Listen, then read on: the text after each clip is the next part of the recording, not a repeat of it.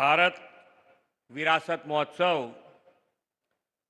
સમ્રાટ સંપત્તિ મ્યુઝિયમના લોકાર્પણ પ્રસંગે આપણી સૌની સાથે મંચ ઉપર ઉપસ્થિત વિશ્વ નેતા અને યશસ્વી વડાપ્રધાન શ્રી નરેન્દ્રભાઈ મોદી સાહેબ, પરમ પૂજ્ય શ્રીમદ સાગર સુરેશ્વરજી મહારાજ સાહેબ, માન્ય રાજ્યપાલ શ્રી આચાર્ય દેવવ્રતજી, મારા સાથી નાયબ મુખ્યમંત્રી શ્રી હર્ષભાઈ સંઘવી, ટોરેન્ટ ગ્રુપના ચેરમેન શ્રી સુધીરભાઈ મહેતા, જેમ ફાઇનાન્શિયલના ચેરમેન શ્રી નિમેશભાઈ કંપાણી, આમંત્રિત સર્વે મહાનુભાવો, પ્રેસ મીડિયાના મિત્રો, સૌને મારા નમસ્કાર, પ્રણામ, જય જિનેન્દ્ર.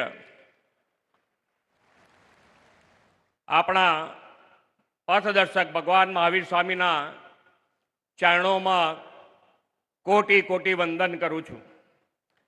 વિશ્વ નેતા અને યશસ્વી વડાપ્રધાન શ્રી નરેન્દ્રભાઈ મોદીએ વિકાસ બી વિરાસત બીના મંત્ર સાથે આપણી સંસ્કૃતિ, ધર્મ અને વિરાસતોના ગૌરવની પરંપરા પ્રસ્થાપિત કરી છે.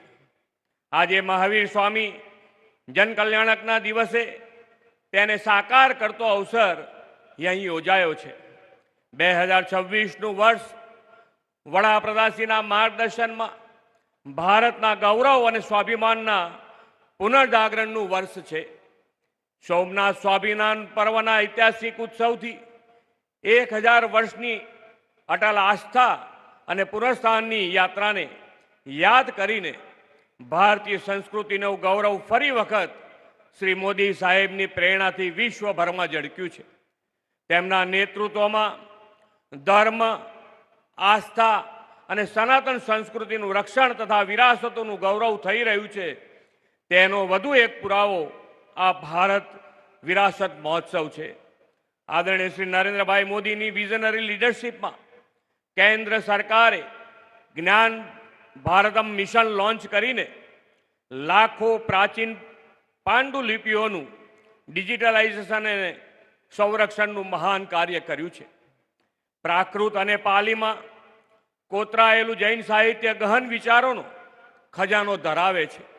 વડાપ્રધાનશ્રીએ પાલી અને પ્રાકૃત ભાષાઓને ક્લાસિકલ લેંગ્વેજનો દરજ્જો આપીને જૈન સાહિત્યના અમૂલ્ય ગ્રંથોનું સંરક્ષણ કર્યું છે. એટલું જ નહીં, તેમની પ્રેરણાથી સંસદના પ્રવેશ દ્વાર પર સમેત શિખરનું ચિત્રણ હોય કે વિદેશની ધરતી પરથી પ્રાચીન તીર્થંકરોની મૂર્તિઓ દેશમાં પરત લાવવાની વાત હોય, આવી અનેક સફળતાઓથી તેમણે જૈન દર્શન ઉજાગર કર્યું છે. જૈન ધર્મ કેવળ ઐતિહાસિક જ નથી, પણ ખૂબ ગહન અને દરેક કાળમાં પ્રસ્તુત પણ છે. વર્તમાન સમયમાં મહાવીર સ્વામીના વિચારો જ વિશ્વને શાંતિનો રાહ દર્શાવી શકે એમ છે. આજે વડાપ્રધાનશ્રીએ જેનું લોકાર્પણ કર્યું છે તે સમ્રાટ સંપત્તિ મ્યુઝિયમ જૈન ધર્મ, ભારતીય સંસ્કૃતિ અને આધ્યાત્મિક વારસાની જીવન ઝાંખી કરાવતું એક દર્શનીય સ્થળ બનશે.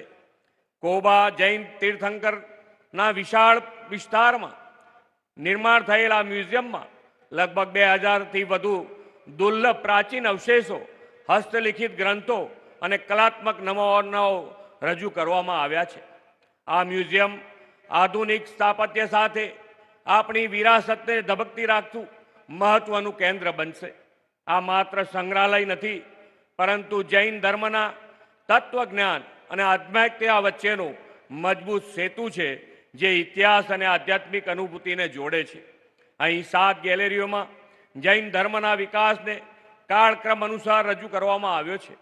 આ સ્થળ વર્તમાન અને આવનારી પેઢીઓ માટે જૈન ધર્મના મૂલ્યો અને સંસ્કૃતિને ચિરંજીવ રાખવાની પ્રેરણા આપવાનું કેન્દ્ર બનશે.